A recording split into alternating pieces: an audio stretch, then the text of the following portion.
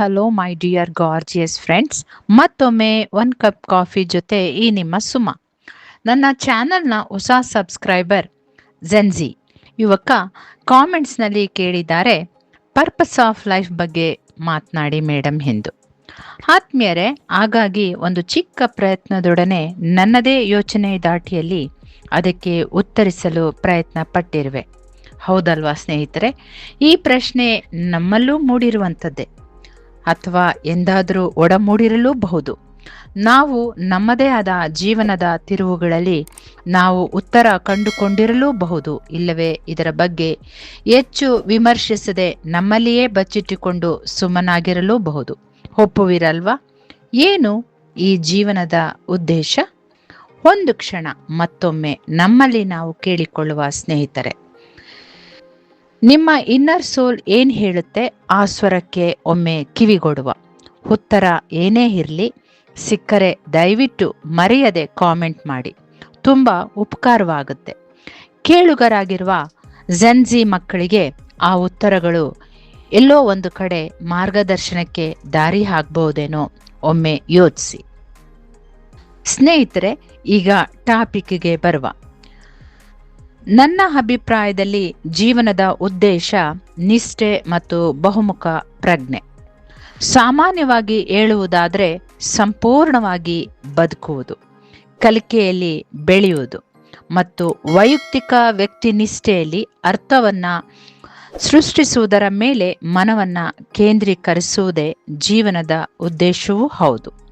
ಮತ್ತೂ ಸರಳವಾಗಿ ಹೇಳಬೇಕೆಂದರೆ, ಸಾಮಾನ್ಯ ಬದುಕಿನ ಹಂತಗಳಲ್ಲಿ, ಕೋನಗಳಲ್ಲಿ ಸಂತೋಷ ಮತ್ತು ಸಂಪರ್ಕ ಹುಡುಕುವುದು, ನಿನ್ನ ನೆರೆಯವನನ್ನ ನಿನ್ನಂತೆ ಪ್ರೀತಿಸು ಎಂಬ ಸೇವಾ ಮನೋಭಾವದೊಡನೆ ಪರರಿಗೆ ಸಹಾಯ ಹಸ್ತ ನೀಡುವುದರ ಮೂಲಕ ಸ್ವಯಂ ಸಾಕ್ಷಾತ್ಕಾರವನ್ನ ಸಾಧಿಸಿಕೊಳ್ಳುವುದು, ಕುಟುಂಬ ವ್ಯವಸ್ಥೆಯಲ್ಲಿ ಧಾರ್ಮಿಕ ಆಧ್ಯಾತ್ಮಿಕ ಜವಾಬ್ದಾರಿಗಳನ್ನು ನಿರ್ವಹಿಸುವುದು.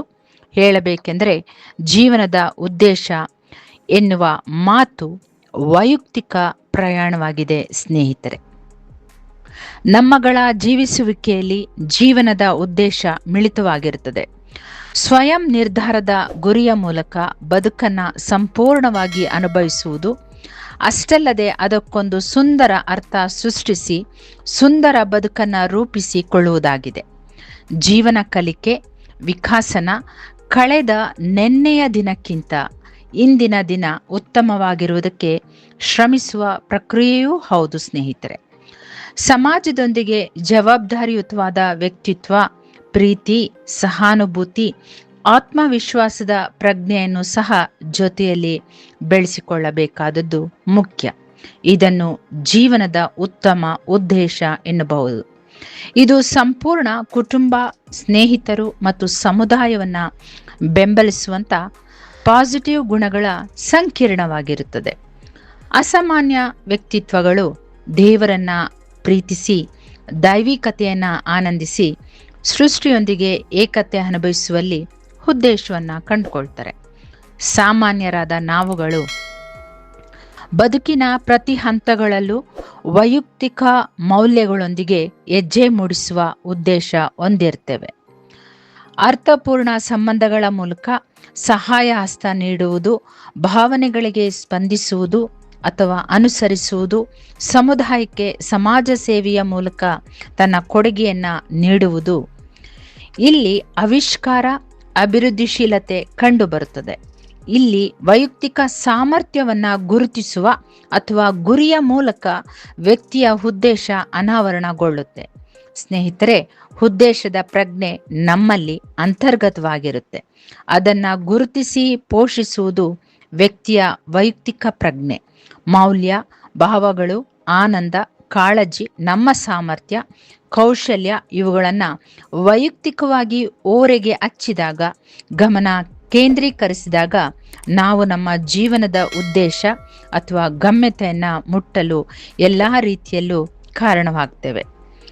ಸ್ಕಾಲರ್ಸ್ ಹೇಳ್ತಾರೆ, ನಿಜವಾದ ಜೀವನದ ಉದ್ದೇಶ ಅಹಂ ಚಾಲಿತ ದುಃಖ ದಾಟಿ ಆಂತರಿಕ ಶಾಂತಿಯನ್ನ ಕಂಡುಕೊಳ್ಳುವುದು ಎಂದು. ನನ್ನ ಆಲೋಚನೆಯಲ್ಲಿ ವ್ಯಕ್ತಿಗತ ಉದ್ದೇಶ ಉತ್ಸಾಹ, ಪರಿಶ್ರಮ ಈ ಮೂರು ಕೂಡಿದರೆ ಜೀವನ ಸಾಫಲ್ಯ ಕಂಡಂತೆ. ಜೀವನದ ಉದ್ದೇಶ ಒಂದೇ, ಅದು ಸ್ಥಿರ ಉತ್ತರದಲ್ಲಿ ವೈವಿಧ್ಯಮಯ ದೃಷ್ಟಿಕೋನಗಳ ಮೂಲಕ ವ್ಯಕ್ತಿಯ ವೈಯಕ್ತಿಕ ಅನ್ವೇಷಣೆಯೇ ಜೀವನದ ಉದ್ದೇಶ. ವ್ಯಕ್ತಿಗತ ಉದ್ದೇಶ, ಉತ್ಸಾಹ, ಪರಿಶ್ರಮ ಎಂದಿಗೂ ಮರೆಯಬಾರದು ಮಕ್ಕಳೇ. ಆಗಲೇ ಜೀವನದ ಉದ್ದೇಶ ಸುಂದರವಾಗಿ ರೂಪುಗೊಳ್ಳುವುದು ಅಲ್ವೇ ಸ್ನೇಹಿತರೆ? ಒಂದು ಪರ್ಷಿಯ ಸಾಲು ಹೀಗಿದೆ: little by little the cotton thread becomes turban. ಚಿಕ್ಕ ಹತ್ತಿ ದಾರವು ಕ್ರಮೇಣ ಪೇಟವಾಗ್ತದೆ. ಹೌದಲ್ವಾ ಸ್ನೇಹಿತರೆ? ಒಪ್ಪುವಿರಲ್ವಾ? ಹಾಗೆಯೇ ಇಂದಿನ ವ್ಯಕ್ತಿಗತ ಚಿಕ್ಕ ಚಿಕ್ಕ ಹೆಜ್ಜೆಗಳು ಮುಂದಿನ ನಮ್ಮ ವ್ಯಕ್ತಿಗತ ಜೀವನದ ಉದ್ದೇಶ ಸಾಫಲ್ಯವಾಗಲು ಸಹಾಯಿಸುತ್ತದೆ. ಜಂಜಿ ಮಕ್ಕಳಲ್ಲಿ ನನ್ನದೊಂದೇ ಮನವಿ: ಅಳುಕಿಲ್ಲದ ನಡೆ, ಉಳುಕಿಲ್ಲದ ಮನಸ್ಸು, ಮುಖವಾಡವಿಲ್ಲದ ವ್ಯಕ್ತಿತ್ವ, ಅಸೂಹೆ ಪಡದ ಗುಣ, ತಾತ್ಸಾರವಿಲ್ಲದ ಪ್ರೀತಿ, ಕಪಟವಿಲ್ಲದ ಸ್ನೇಹ ಇವಿಷ್ಟೇ ಜೀವನದ ಮೌಲ್ಯಗಳು. ಬನ್ನಿ, ಇದರೊಟ್ಟಿಗೆ ಜೀವಿಸುತ್ತಾ ಜೀವನದ ಉದ್ದೇಶ ಸಾಕಾರಗೊಳಿಸಿಕೊಳ್ಳಲು ಹೆಜ್ಜೆ ಮೂಡಿಸಿ ಮಕ್ಕಳೇ. ಶುಭವಾಗಲಿ. ನನ್ನೆಲ್ಲ ಆತ್ಮೀಯರಿಗೆ ಈಗೊಂದು ಸಾಲು: ಜೀವನವು ಸುಂದರವಾಗಿದೆ ಮತ್ತು ಕೃತಜ್ಞರಾಗಿರಲು ತುಂಬಾ ಇದೆ. ಆದ್ದರಿಂದ ನಿಮ್ಮ ಜೀವನವು ಪರಿಪೂರ್ಣವಾಗಿಲ್ಲದಿದ್ದರೂ ಸಹ ಯಾವಾಗಲೂ ಕೃತಜ್ಞರಾಗಿರಿ ಮತ್ತು ನೀವು ಈಗಾಗಲೇ ಹೊಂದಿರುವ ಪ್ರತಿ ಆಶೀರ್ವಾದವನ್ನು ಪ್ರಶಂಸಿಸಿ ಎನ್ನುವ ಮನವಿಯೊಂದಿಗೆ God bless you all. Take care.